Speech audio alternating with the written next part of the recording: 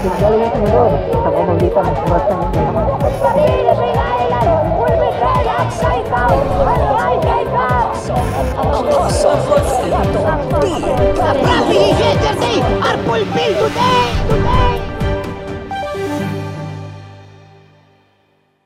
The mandate is full blast. Ang mga manggagawa nga ng Diyos sa probinsya ng Antique ay nagkatipon-tipon dito sa lugar ng Kinaraya Hotel Antique para sa kauna-unahang Pastors Conference dito sa probinsyang ito na may temang The Season of the Holy Spirit. Isang bagyo ng pagdalaw ng banal na Espiritu Santo ang bumagsak sa Body of Christ sa probinsya ng Antique sa lugar ng Kinaraya Hotel. Ang mga dumalo sa gawaing ito ay mula pa sa iba't ibang fellowship. Makikita ang paglukog ng banal na Espiritu Santo sa mga manggagawa ng Diyos sa pangunguna ng expert builder, the man of faith, the God-sent-time prophet and apostle na si Apostle Renato D. Carillo. Sila ay hindi lamang basta buspos kundi lunod sa kapal ng presensya at kaluwalhatian ng Diyos. Hindi aksidente na ang unang binisita ng Diyos sa mission travel na ito ay ang church upang sila ay mapagtibay dahil sila ang gagamitin ng Diyos para maligtas at dalhin sa Panginoong Jesus ang buong Antique.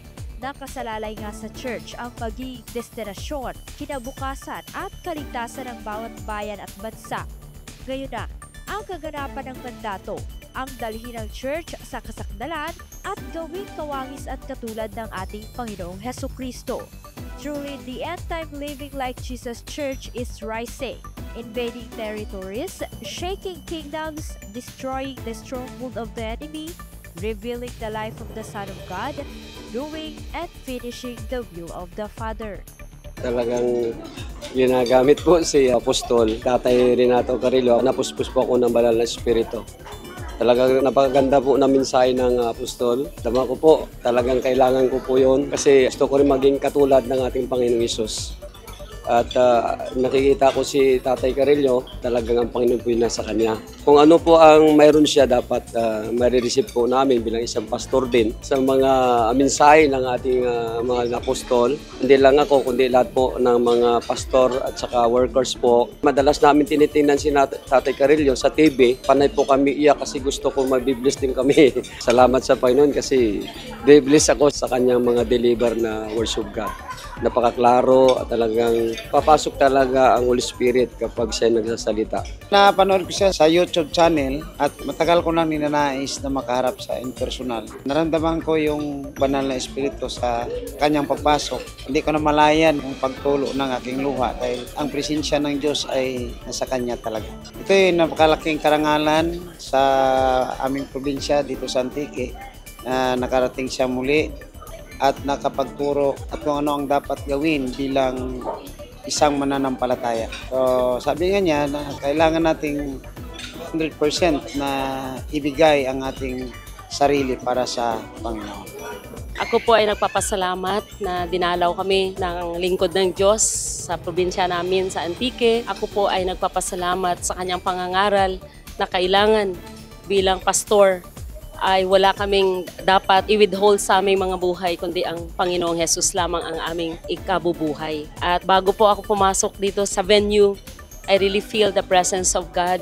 His anointing, the Holy Spirit ay kumilos sa aking buhay na talagang hindi ko mapipigilan yung tulo ng aking luha. Kaya na-feel ko talaga that the presence of God is moving mightily in my life. Purihin po ang Diyos sa dakilang bagay na nangyari po sa araw na ito. Tunay ngang napakapalad ng Antique dahil sa loob ng 25 years na nakabalik po yung lingkod ng Diyos dito at yung unang gawain pa ay Pastors Conference.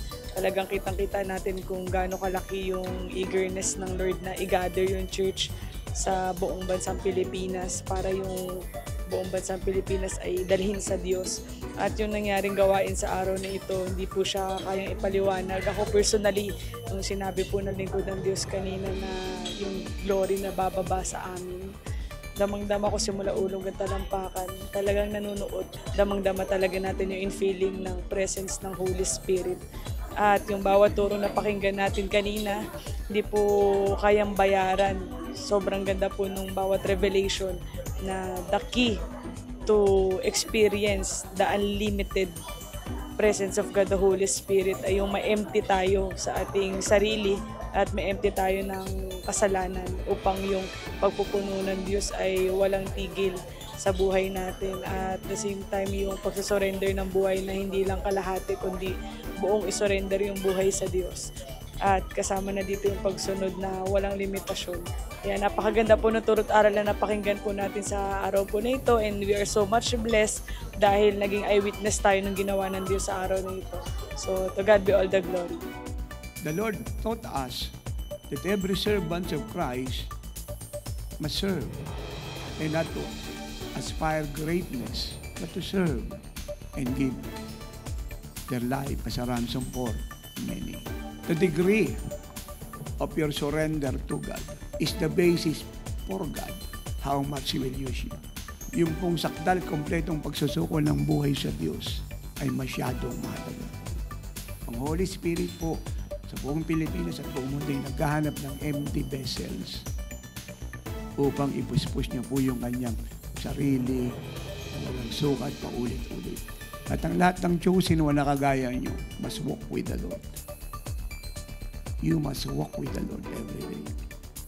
Because God is perfectly holy, so you must be holy. Because how can two walk together unless they agree? Si Jesus po ay perfectong banal. Gusto niya yung mga anak niyang lalakad kasama siya ay napakalinis ang buhay. Kaya pag ikaw ay nahirang ng Lord, dapat separated ang buhay. Ang mata ng Lord nasa bride lang. Dapat ang mata ng bride nasa Lord lang.